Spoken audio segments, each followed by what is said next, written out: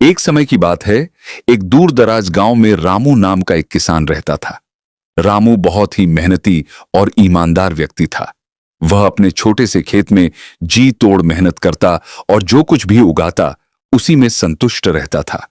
उसका गांव बहुत ही हरा भरा और सुंदर था, लेकिन वहां के लोग बहुत ही लालची और स्वार्थी थे। वे हमेशा एक दूसरे से आगे निकलने की होड़ में रहते थे और कभी भी किसी की मदद नहीं करते थे। एक दिन गांव में एक बूढ़ा और ज्ञानी फकीर आया। उसके बाल सफेद थे और चेहरे पर एक अजीब सी शांति थी। उसके हाथ में एक डंडा था और कंधे पर एक झोली जिसमें कुछ भी नहीं था। वह गांव में आया और लोगों से पानी और भोजन के लिए पूछने लगा, लेकिन किसी ने उसकी मदद नहीं की। हर कोई उसे भगा देता। फकीर ने देखा कि गांव में चारों ओर सूखा है। खेत सूख रहे थे, नदियां सूख गई थीं और कुएं भी सूखने की कगार पर थे। फकीर ने लोगों से पूछा, भाई, क्या बात है? तुम लोग इतने दुखी क्यों लग रहे हो? तुम्हारे खेत क्यों सूख गए हैं? गांव के एक आदमी ने कहा, यहां कई सालों से बारिश नहीं हुई है। हम सब परेशान हैं। फकीर ने मुस्कुराते हुए कहा, अगर तुम लोग सच में बारिश चाहते हो तो मेरी बात माननी होगी। गांव के लोगों ने एक दूसरे की तरफ देखा। उन्हें लगा कि यह बूढ़ा फकीर उनसे कुछ मांग रहा है। एक लालची आदमी ने पूछा, तुम्हारी बात क्या है? तुम बदले में क्या चाहते हो? फकीर ने कहा, मैं कुछ नहीं चाहता।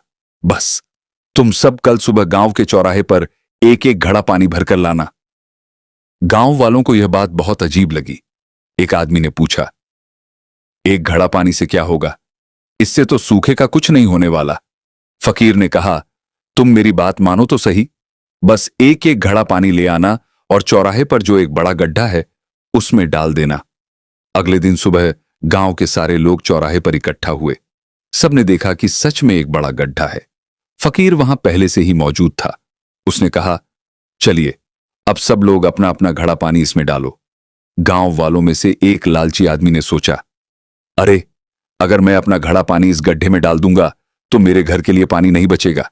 फकीर ने तो कहा था कि सब लोग एक एक घड़ा लाएंगे तो दूसरे लोग पानी डालेंगे ही। मैं अपना पानी बचा लेता हूं। और उसने अपने घड़े में पानी नहीं डाला, बल्कि एक तरकीब सोची। उसने अपने घड़े में रेत भर ली और ऊपर से थोड़ा सा पानी डाल दिया ताकि देखने में लगे कि घड़ा पानी से भरा है। उसने चुपके से गड्ढे में वह घड़ा खाली कर दिया। यह देखकर दूसरे लोगों ने भी यही सोचा। एक और आदमी ने सोचा, यह तो बेवकूफी है। मैं अपना पानी क्यों गंवाऊं? मैं तो सिर्फ यह दिखाऊंगा कि मैंने पानी डाला। देखते ही देखते सभी लोगों ने एक दूसरे को धोखा देना शुरू कर दिया। हर कोई यह सोच रहा था कि दूसरा व्यक्ति तो पानी डालेगा ही और वह अपना पानी बचा लेगा। गांव के सभी लोग लालची थे और कोई भी अपना पानी नहीं देना चाहता था। लेकिन रामू, जो बहुत ही ईमानदार था, उसने ऐसा नहीं किया। उसने अपने घर से एक घड़ा पानी भरकर लाया और बिना किसी लालच के उसे उस गड्ढे में डाल दिया। फकीर यह सब देख रहा था। जब सब लोगों ने अपने घड़े खाली कर दिए तो फकीर ने मुस्कुराते हुए कहा, देखो, तुम सब ने मिलकर यह गड्ढा भर दिया है। लेकिन जब लोगों ने गड्ढे की तरफ देखा तो वे हैरान रह गए। गड्ढा खाली था। उसमें सिर्फ थोड़ी सी रेत और कुछ बूंदें पानी की थीं। सब लोग एक दूसरे का मुंह देखने लगे। फकीर ने गहरी सांस ली और कहा, तुम सबने एक दूसरे को धोखा दिया।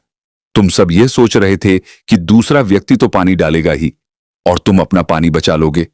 लेकिन तुम भूल गए कि जब हर कोई यही सोचेगा तो कोई भी पानी नहीं डालेगा। तुमने सिर्फ अपने लालच के बारे में सोचा।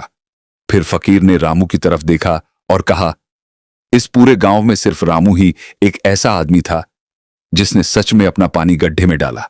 अगर तुम सबने भी ऐसा ही किया होता तो यह गड्ढा पानी से भर जाता और यह गांव फिर से हरा भरा हो जाता। गांव के लोग बहुत शर्मिंदा हुए। उन्हें अपनी गलती का एहसास हुआ। उन्होंने देखा कि उनका लालच और स्वार्थ ही उनके दुख का कारण था।